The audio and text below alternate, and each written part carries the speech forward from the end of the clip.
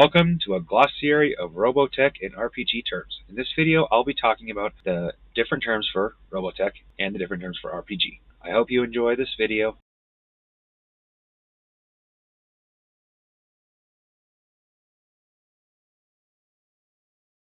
Glossary of Robotech terms. I'm not going to read this word for word. In some cases I will. Some of this falls in the category of history, so I might cover it during history. Number 1. Droid. A non-transformable battle load developed from Earth's limited understanding of the protoculture and robotechnology. The droids are giant, 45-foot to 80-foot tall robot suits and vital to the Robotech Defense Force. Hyperspace, a dimension between the standard dimensions of space and time.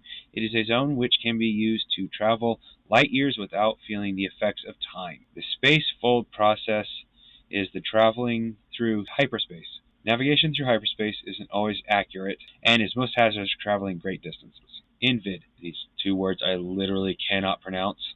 I've tried. Creatures are the natives to the planet which origined protoculture. I could read all of this, but most of this is going to get covered in more detail in the Infinite Invasion book, so I'll cover it then. But if you want, you can pause and read it now.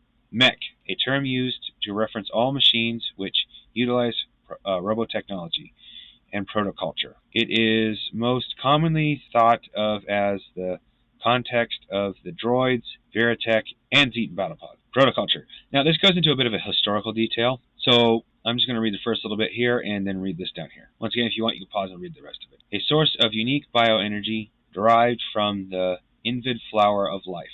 And I'll leave it at that because, like I said, the rest of it's just a bit of historical. Here's where the real explanation is. Organic fusion, which became the basis of robotechnology and the creation of mecha.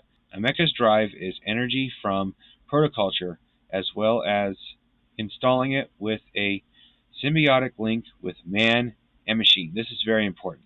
During combat video, we'll talk about why this link is very important. RDF, Robotech Defense Force, a part of the United Nations World Defense Force.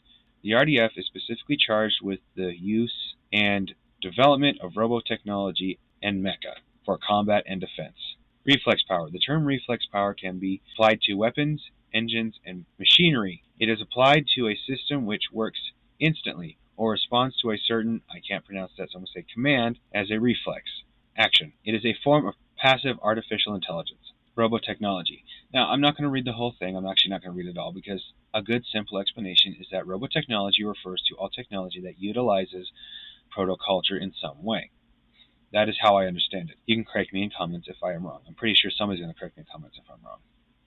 I hope so. I'd hate to sit here and make that statement and nobody correct me and just sound like an idiot forever. Robo-masters. This refers to the race that actually developed the robotechnology. You can pause and read this here. What I got out of this was they are a highly advanced race of humans that have actually disconnected from humanity in multiple ways. The SDF, the Super Dimensional Fortress, based on the original designs of the Robotech Master, Zor. Spacefold, the method used by the SDF-1, Zetan, and Robotech Masters by which vehicles travel through hyperspace. Veritech Fighter, transformable combat mech vital to the RDF. The race I call the Zetan because I can't pronounce their name. A race of warrior clones designed by the Robotech Masters.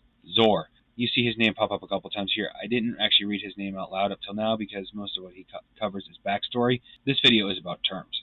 So I'm not going to cover him. You can read him if you want.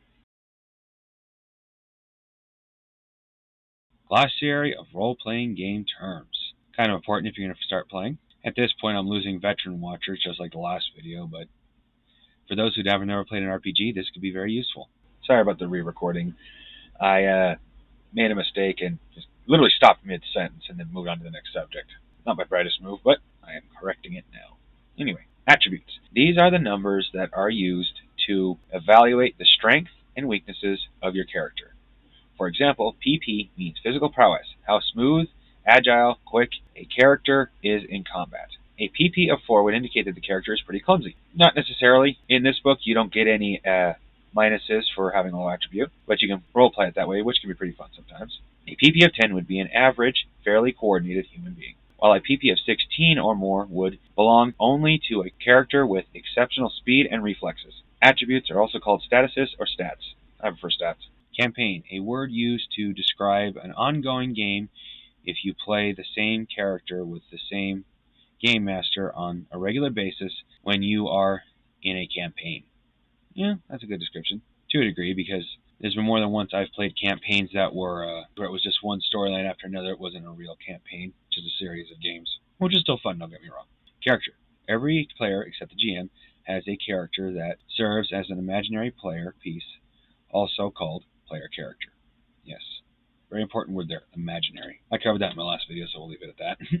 Death. Just as in regular life, a character can die. The death of a hero in a comic book or in a game is a very rare event. That depends on your GM. I'm going to leave it at that, though. You can read the rest of this if you want, but I think that is all that needs to be covered for death. Dice. Anybody who knows dice knows what dice is. What they really should talk about here is the D system, where you talk about D6, D3, D4. Instead of saying, oh, a 20-sided die, it's quicker to manipulate to say, oh, give me 3D6, give me 2D20. So I will go over a quick glossary of my own personal terms here. A 4-sided die is called a D4. A 6-sided die is called a D6. A 8-sided die is called a D8. 12-sided die is called a D12. 20-sided die is called a D20. Game Master, GM. This is the person who controls the game world and all the non-player characters in it. A player is a person who plays a character in a role-playing game. Role-playing game, sometimes called a role-playing game RPG or fantasy role-playing game FRP. I prefer just straight role-playing. These are games with game masters and individual characters. Rolling a 20-sided die. Simply rolling a 20-sided die for a number. Okay, why did they cover that? Like, that's kind of up here in dice.